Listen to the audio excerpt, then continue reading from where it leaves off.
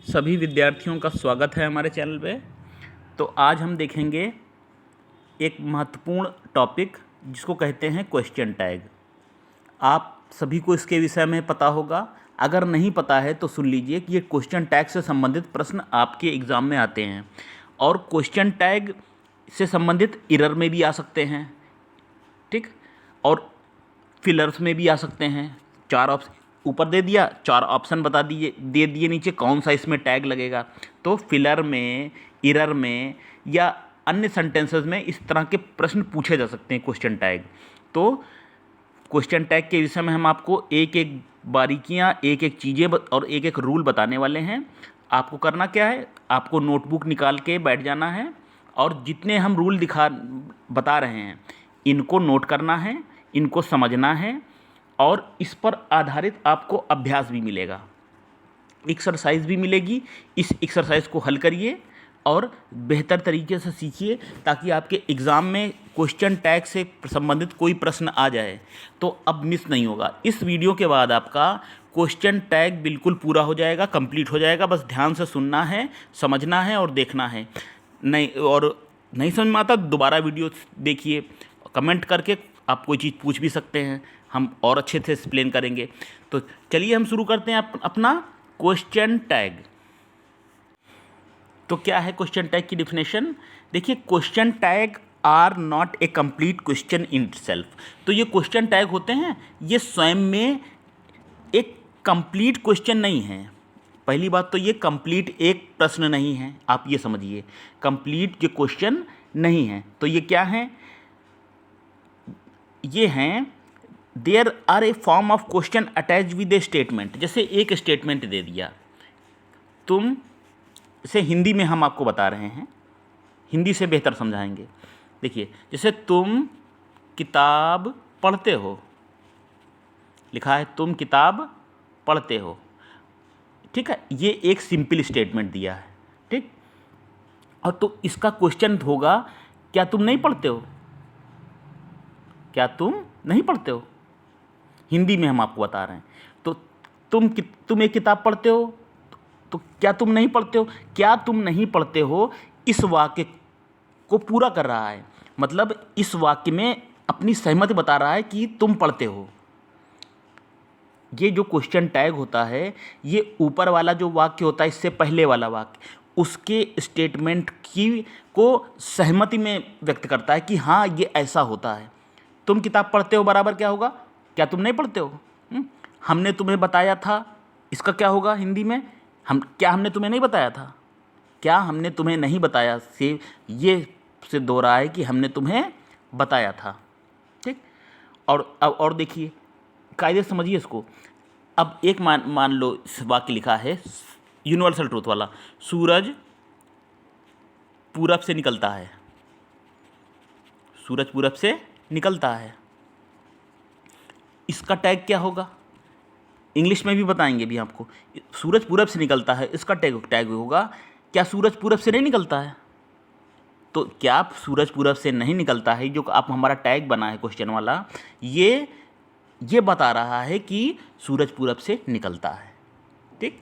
मतलब टैग का आपका स्टेटमेंट और ऊपर वाला इससे पहले वाला जो इससे टैग से पहले वाला सेंटेंस है, इसका अर्थ बिल्कुल बराबर होना चाहिए और ये वाक्य सहमति प्रकट करता है। तो हमने आपको क्या बताई चीज़ें? हमने आपको ये बताया कि क्वेश्चन टैग हैं, कंप्लीट क्वेश्चन नहीं होते हैं, ठीक। कंप्लीट क्वेश्चन ये नहीं है। और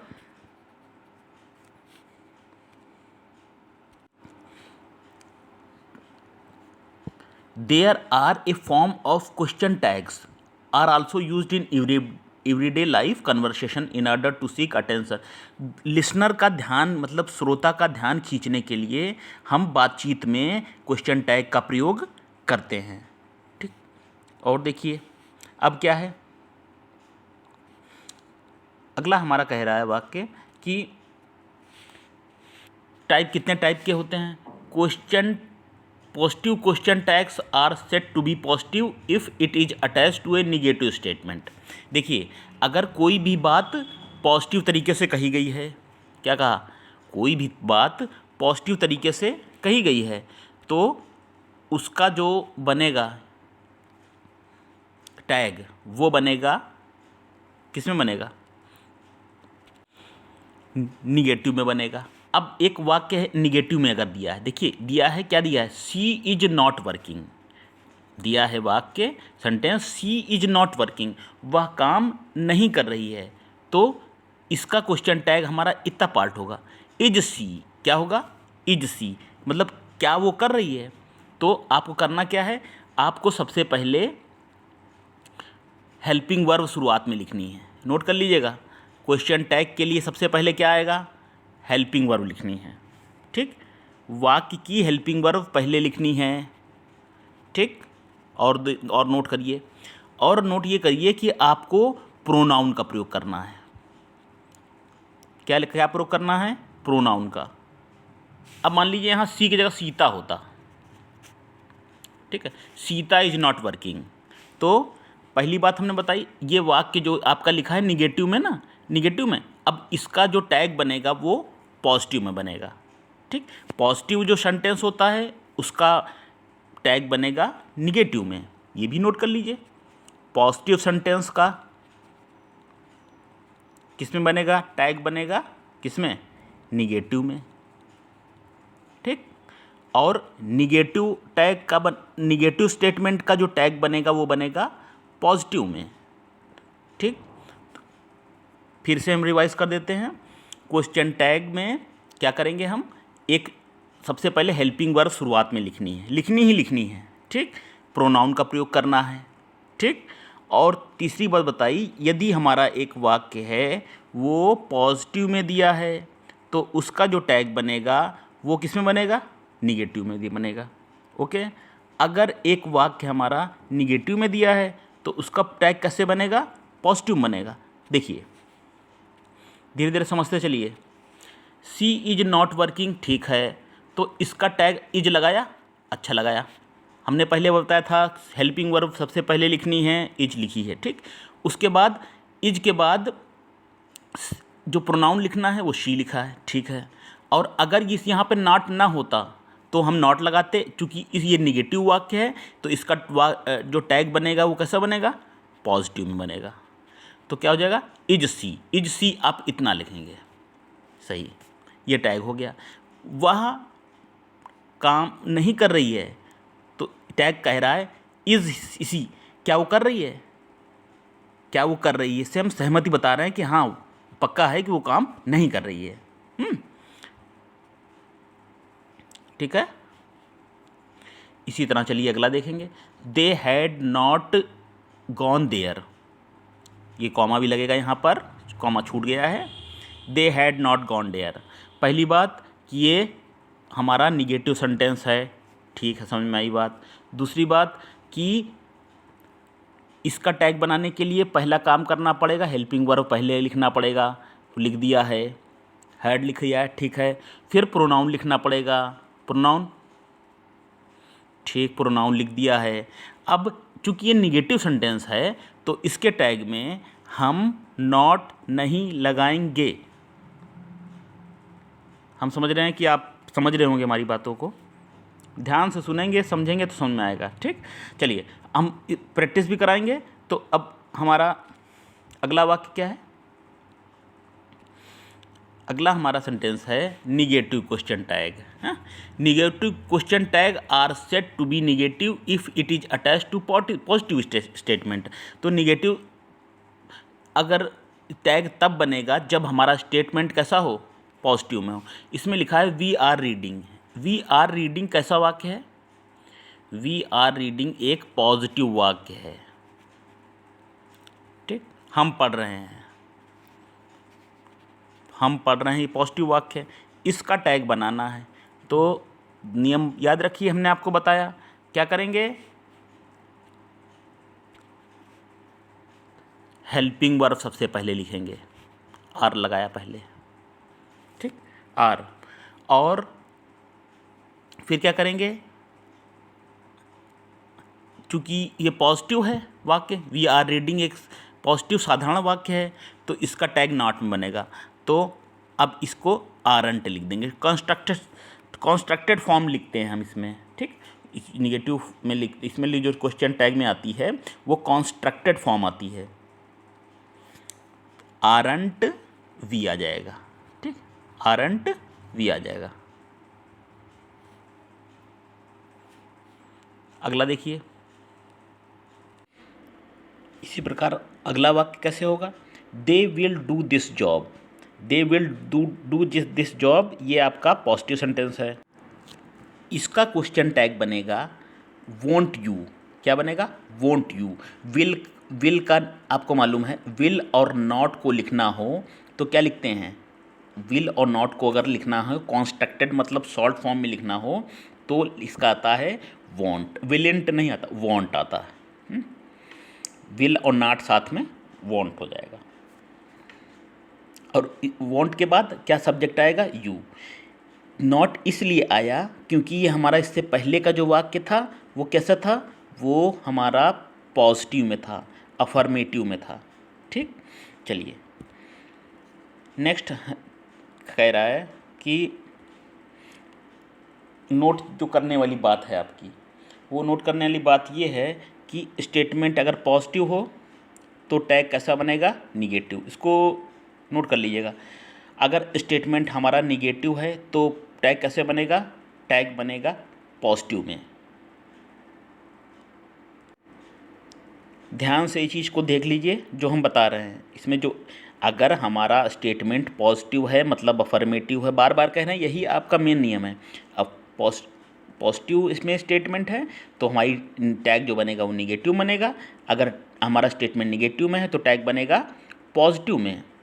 अब देखिए स्ट्रक्चर ऑफ टैग, टैग का स्ट्रक्चर कैसे होता है,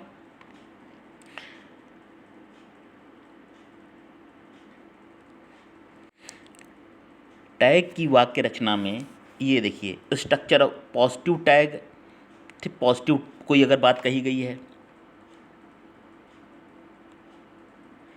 पॉजिटिव अगर बात कोई कही गई है तो पहले ऑक्सिलरी लगेगा, हेल्पिंग वर्ब जो हमने बताया, फिर क्या लगेगा, फिर सब्जेक्ट लगेगा। ठीक, फिर क्वेश्चन मार्क लगेगा। ठीक, पॉजिटिव टैग होता है वो जिसमें सिंपल सेंटेंस आते हैं। ठीक, अब निगेटिव टैग कैसे बनेगा, निगेटिव टैग ऐसा बनता है ऑक्सिलरी लगेगा, ठीक, प्लस नॉट लगेगा, ठीक, प्लस सब्जेक्ट लगेगा। इस चीज़ को विशेष ध्यान दीजिएगा। पॉजिटिव टैग में क्या होता है, पॉजिटिव टैग में ऑक्सिलरी प्लस सब्जेक्ट लगेगा।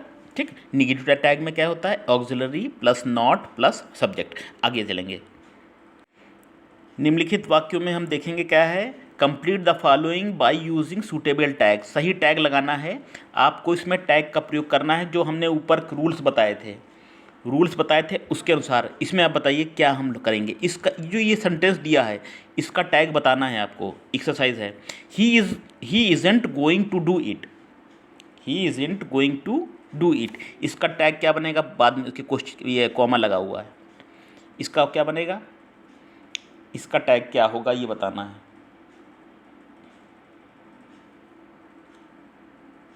इसका टैग बनेगा, सही कह रहे हैं आप, हेल्पिंग वर्ब पहले लगेगी इज।